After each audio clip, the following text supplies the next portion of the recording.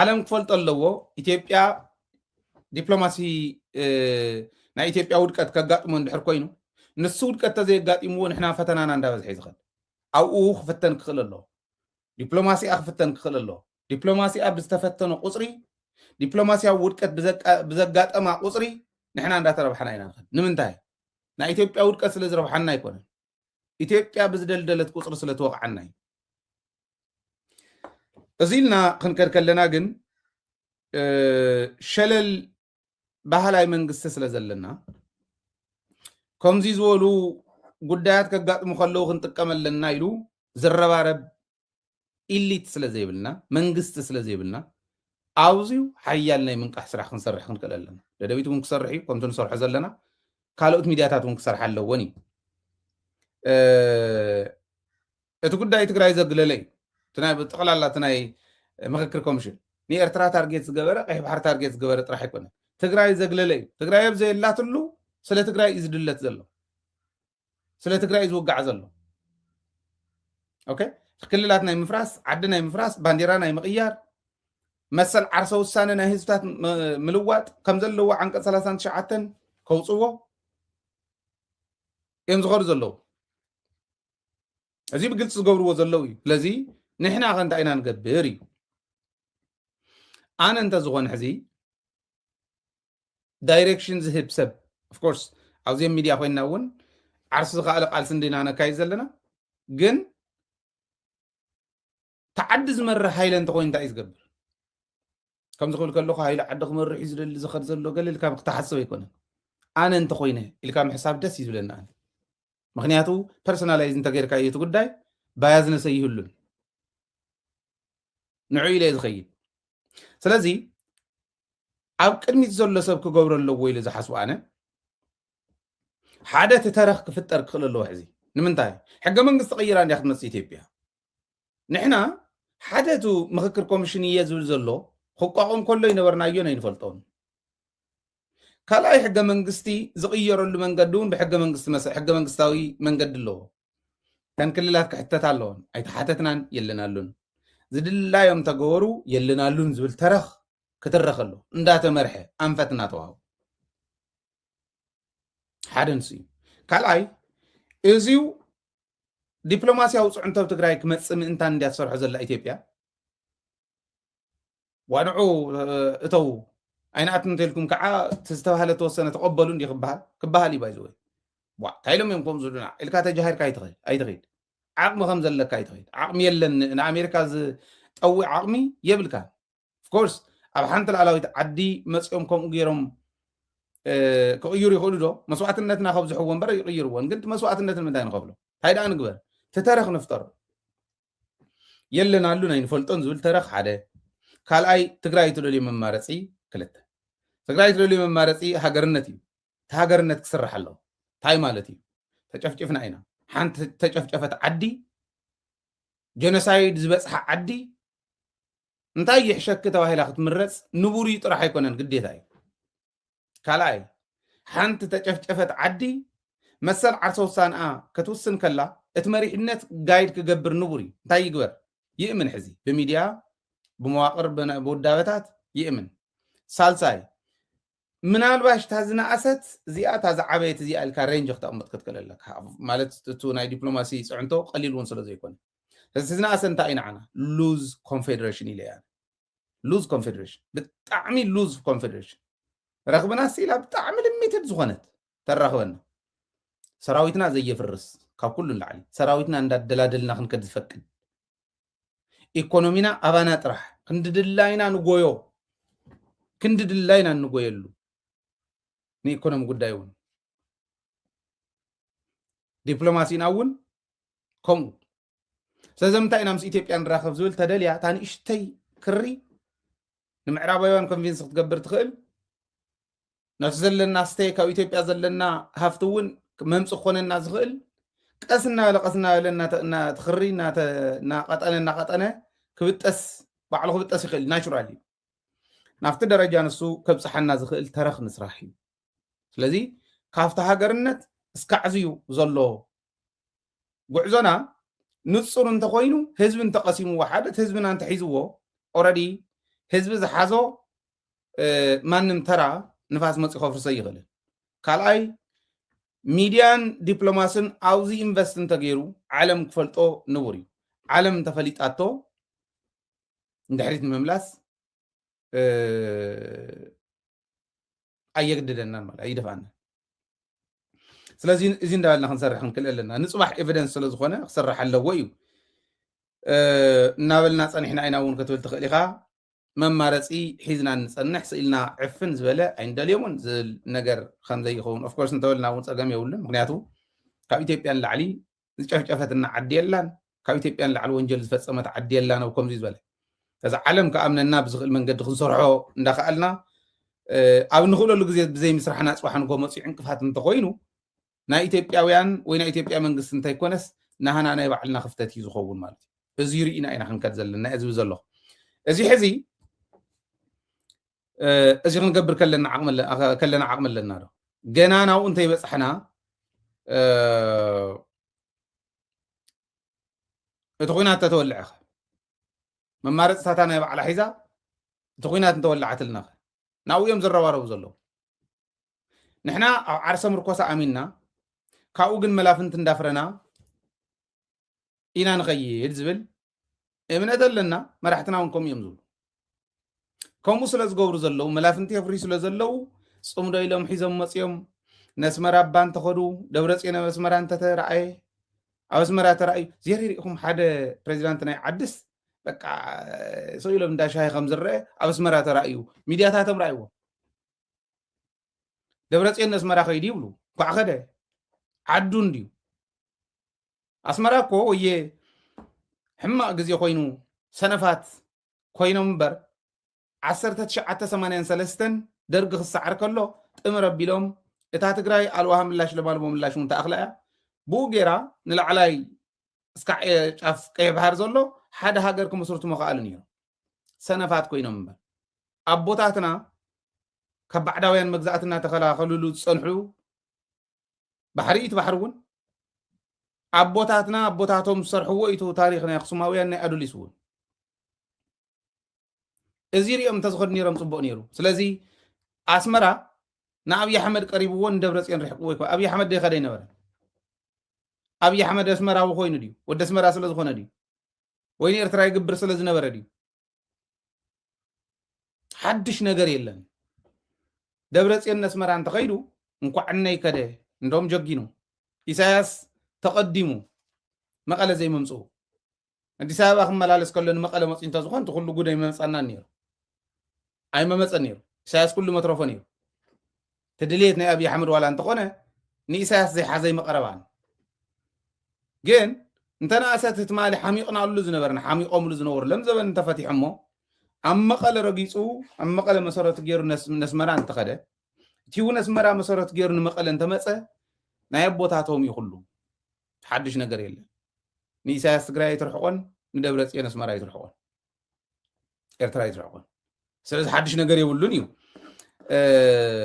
መስዋዕትነት ዝተኸፈለ ምዃኑ ከዓ ክትፈልጡ ክትክእሉ ኣለኩም ናይ ትማሊ ታሪክ ተመሊስና ክነስታውስ ክንክእል ኣለና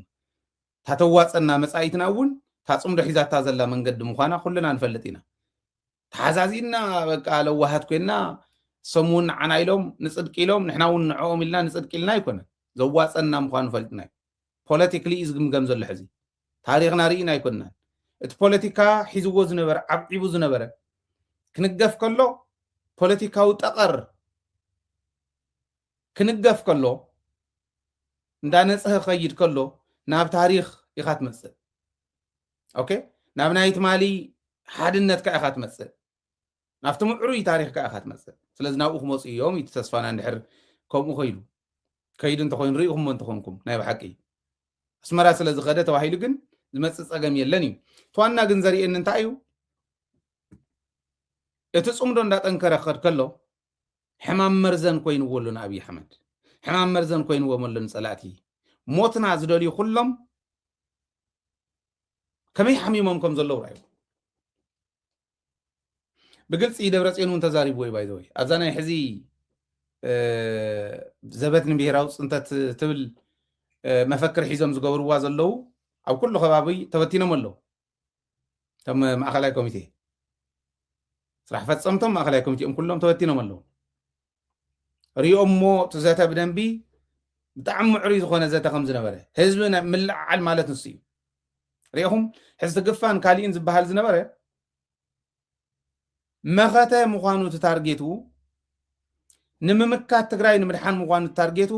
እዚኡ ምስተገበረ እንተዝኾን ነይሩ ወረይ መተወረዩ ናይ ፕሮሲጀር ጉዳይ እዩ ናይ ካይዳ ጉዳይ እዩ ከምኡ ገይርዎ እእሚንካ ዘይወፅእ መንእሰይ ትግራይ የለን መንእሰይ ትግራይ ሕዚ ሓታታይ ስለ ዝኾነ ብሱሉ እምሮ ስለ ዘለዎ እእሚንካ ኢኻ ተውፅእ ፖለቲክሊ ንጹር ዕላማ እያ ሒዘ ዘለኹ ኢልካ ኣርኢኻ ኣገምጊምካ ናቱ ኢንፑት እውን ተቐቢልካ ኢኻ ተውፅእ ስኢሉ ክወፅእ ይኽእልን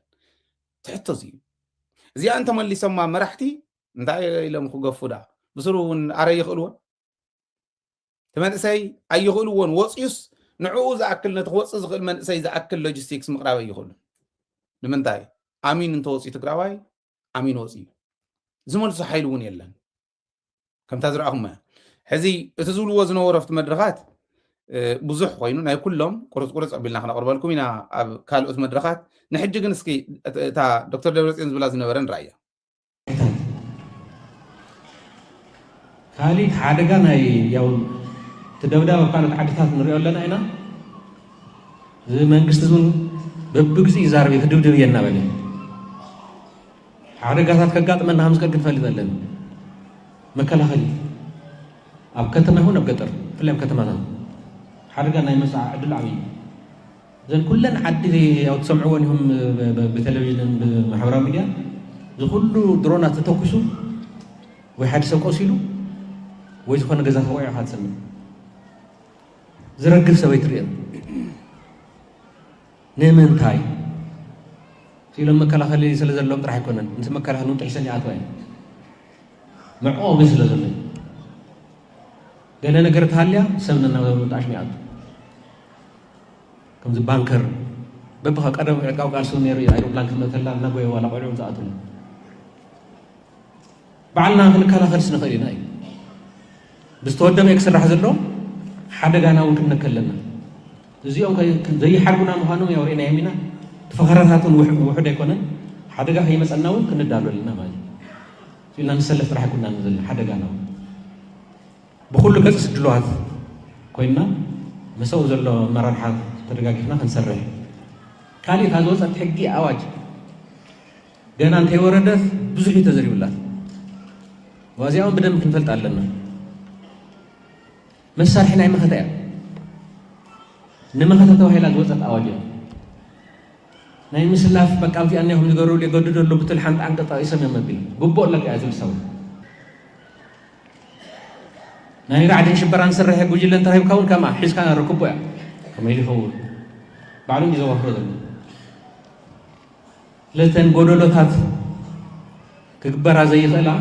ንትግራይና ዘድሕና እየን ወፅአን በቲ ናይ መኸተ ኣዋጅ ንትግራይ ዘድሕን ኣዋጅ ዘይተባሃለሉ ግን የለን ከም ትፈልጥዎ ማለት ገና ዘይሞራሉ ሰው ዝሕግዝ እውን ክንፈልጦ ልዕሊ ኩሉ ፈሊጥና ድማ ክንትግብሮ ዘለና እዩ መሳርሕና እዩ ዕጥቅና እዩ ናይ መኸተስ ዕጥቂ ትከብድላይ ካብ ምዕንዳር ዝነበረ ስርዓት እዩ ዘትሕዞ ንሚድያ ስርዓት የትሕዝ ንኩሉ ሰብ ስርዓት የትሕዝ መንግስቲ ሰብ ስርዓት የትሕዝ ንሕድሕድ ሰብ ስርዓት የትሕዝ ኣብዚኣ ይሃሉ ኣብ ደገ ስለዚ ንመኸተና ንህላወና ዘድልየና መከላኸሊ ዕጥቂ ስለዚ ዕጥቂ ከም ዘለና ክንፈልጥ ኣለና እዚኣ ኢሉ ባይዘወይ ኣዋጅ ኣውጁ ዝብል ነዚዩ ጥራሕ ኣይነበረን ሚድያታትና ዝሓታ ዝነበራ ንሓትት ዝነበርና ኣዋጅ እቶም እንቋቑሖ ከይተብስሉ ኣገልግል ከይትቋፅራ ኮረንሾ ከይትቋፅራ ዝብሉ ዝነበሩ ሰባት ኣደበት ሒዝዎም እዩ ኣብ ውሽጢ ብዙሕ ነገር ኣደብ ክሕዝ ዘለዎ ብዙሕ ነገር ከም ዘሎ ይርዳእኒ ነዚ እውን ኣደብ ከትሕዝ እዩ ተኣዋጅ ቀሊል ኣይኮነን መላፍንቲ ኣለውና ኢሉ ታፅምዶ ማለት እያ ካሊእ የብላ ትፅምዶ ንታሕታይን ንላዕላይን ስራሕ ኣሎ ምስ ኤርትራ ይቕፅል ኣለኹም ትርእይዎ ዘለኹም ኣብ ቀረባ እዋን ትግራይ ዓፋር ኣምሓራ ዘለዎ ናይ ህዝብን ህዝቢ ፎረም ዝበሃል ተመስሪቱ ኣሎ ህዝብን ህዝቢ ፎረም ዝበሃል ተመስሪቱ ኣሎ ትማሊ ብዕለት 12 ዕለት 12/11/2018 ኣብ ፊናርዋ ናይ ኣገውን ትግራይን ህዝብታት ረኽቢ ገይሮም ተራኺቦም ጽምዶኦም ፈጢሮም ውዒሎም እዮም ተመልከት ከመይ ይኽር ከም ዘሎ ኣብ መንጎ ዓፋርን ትግራይን ኣብ መንጎ ምሓራን ትግራይን ኣብ መንጎ ሰለስቲኦም ዝካየድ እውን ኤርትራ እውን ወሲኽካ ከዓ ብላዕላይ ወሰን ዘሎ ከዓ ታሕታይን ብላዕላይን ዘሎ ኩሉ ህዝብን ህዝቢ ረኽቢ እንተተጀሚሩ እሲኢቱ ቅድሚ ሕዚ እውን ተሪፍና ዝነበረ ዓብዪ ኢንቨስት ክንገብር ክንክእል ኣለና እዩ ናይ መከላኸሊ ጉዳይ ኣውጊዑ ኦኬ ጽብቕቲ ንሳ ክፈልጥዋ ንሳ ፕሮአክቲቭሊ ክሰርሑላ ኢና ዕላማና ነይራ ከተማታትና ክሕለዋ ኣለወን ገጠራትና ክሕለዋ ኣለወን ሓለዋ ጌርካ ሓሊፉ ዝመጽእ ግን ስለ ዝህሉ ኢሉ ትረፍደ ንሕና እቶም በብ 10 ሜትሮ 100 ሜትሮ ፀረ ኣየርን ፀረ ድሮንን ከቕምጡ ዝኽእሉ ዓቕሚ ዘለዎም ሃገራት እውን ሸሊኹ ዝኣቱ ሓሊፉ ዝኣቱ ሚሳኤል ኣሎ ሓሊፉ ዝኣቱ ድሮን ኣየር ኣሎ ኢትዮጵያ እታ መጋጥምትና ብርግጽ ግን ከምኡ ጌርካ ምግምጋም ጽቡቕ እዩ ከምኡ ጌር ገምጊምዎ ኣሎ ስለዚ ሓሊፉ ዝኣቱ እንተሃልዩ ምዕቆቡ እውን ክህልወና ኣለዎ ኢሉ ኦኬ እንተ ተሰሪሑ ደኣ እሞ እንታይ ትብለኻ እዚ ደኣ እሞ ንሱ እንዴት ዕላማ ኣብኡ እንተበፂሕናማ ኢትዮጵያ ትበሃል ዓዲ ይትረፍደ መላፍንቲ ሒዝካ ኣላ በይንና እውን ትቃመረና ኣይኮነት ስላ ብጋና ኣጠኸጠፍእ ትኽእል ዓዲ እያ ጽቡቕ እዩ ትሕዝ ዝገብሮ ዘሎ እና እዚ ክድነቕ ዝግባእ እዩ እቶም ጽምዶ እቲ ናይ ህዝብን ህዝቢ ፎረም ተባሂሉ ተመስሪቱ ዘሎ እውን ምምስራት ጥራሕ ተይኮነ ኣብ ተግባር ክውዕል ክኽእል ኣለዎ ብተግባር ክንሪኦ ክንክእል ኣለና ዝብል እምነት ኣለኒ ተግባር ክንሪኦ ኣለና ክስራሕ ክኽእል ኣለዎ እዚው ኣብ ኢትዮጵያ ዝኒሄ ምንቅስቓሳት ክንርኢ ከለና እዚኦም ኩሎም እቲ ናይ ጽምዶ ጉዳይ እቲ ናይ ትግራይ ናይ ምድላው ጉዳይ እቱ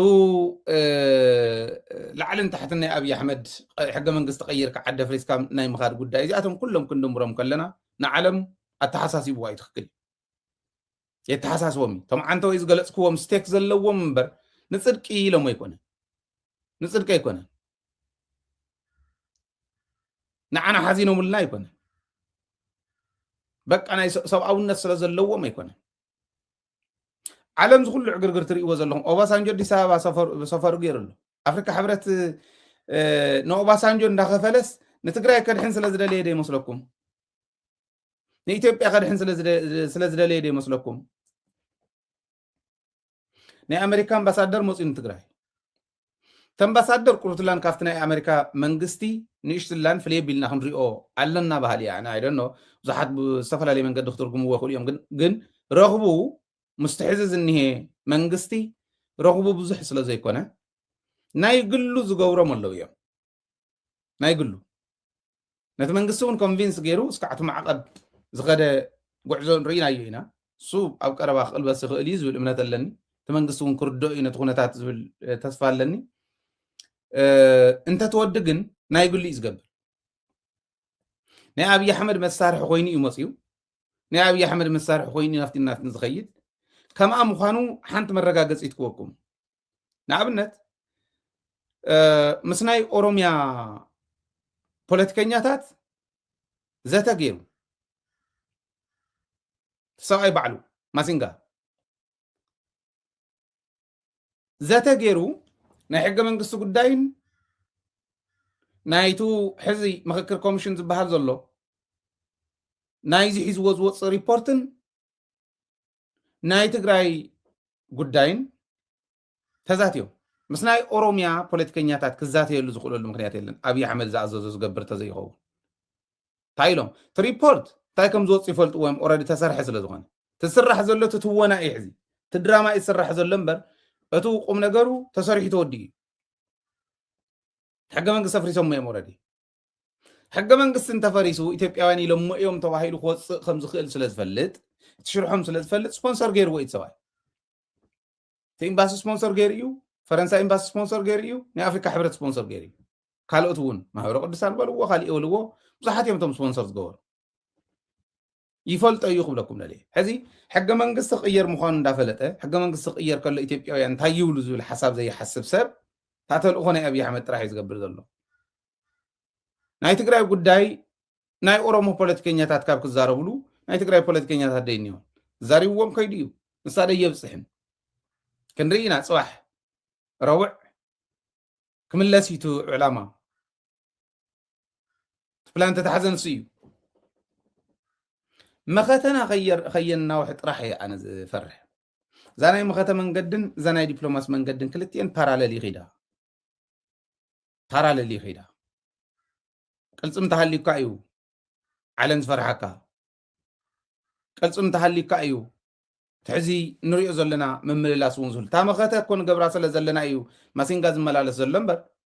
معقب غيرنا لكم هنا بيس اندر مايند غورو لكم قالتو هاي لكم فرارحين ازيز غورو زلو طفيو وما يكونن تزملالس زلو ناي ابي احمد مسارح خوينهم زملالس زلو ديسابات تقبر لهم نجر نرايون انا يوعلهم تقميا ناي يقول لهم تقمي ناي هاجرهم تقمي زين ينحيزهم زخور زلو وخبلكم لليه بزي خمس ازمون خلينا زي